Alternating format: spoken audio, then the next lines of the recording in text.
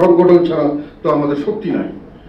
সবসময় মনে রাখবেন, সংগঠন তৈরি হওয়ার জন্য সবচেয়ে প্রথম যেটা দরকার সেটা হলো রাজনীতি।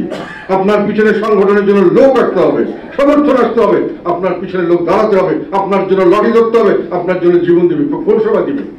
যখন বুঝবে আপনার রাজনীতিটা আমার পক্ষের রাজনীতি, জনগণের পক্ষের রাজনীতি, আমরা জনগণের জন্য রাজনীতি করতে চাচ্ছি, তখন তো জনগণ আপনার পাশে দাঁড়াবে।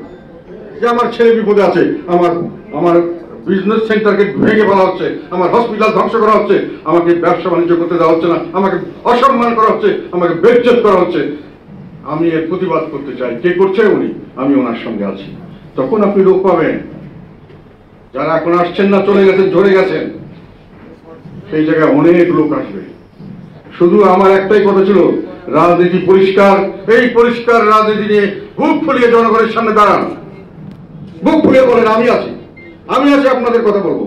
আমাকে অ্যারেস্ট করুক, মেরে ফেলুক, যা ইচ্ছা তা করুক, আমি আছি। কিসের বিরুদ্ধে?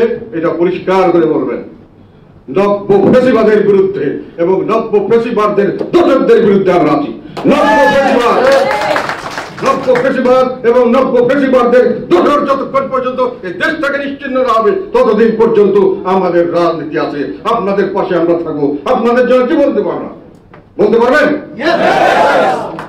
এখন দাঁড়িয়ে বলবেন মাঠে, আমরা নব্য ফেসিবাদকে ধ্বংস করতে চাই, এর ফেসিবাদদের দোষরকে আমরা দেখে নিব।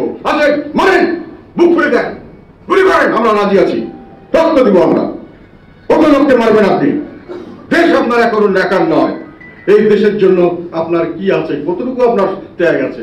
এই দেশের জন্য আমাদের অনেক ত্যাগ আছে, অনেক কষ্ট আছে, অনেক কিছু আমাদেরকে করতে হয়েছে। যেটা মনে রাখবেন, রাজনীতি দিবেন, সংগঠন হবে।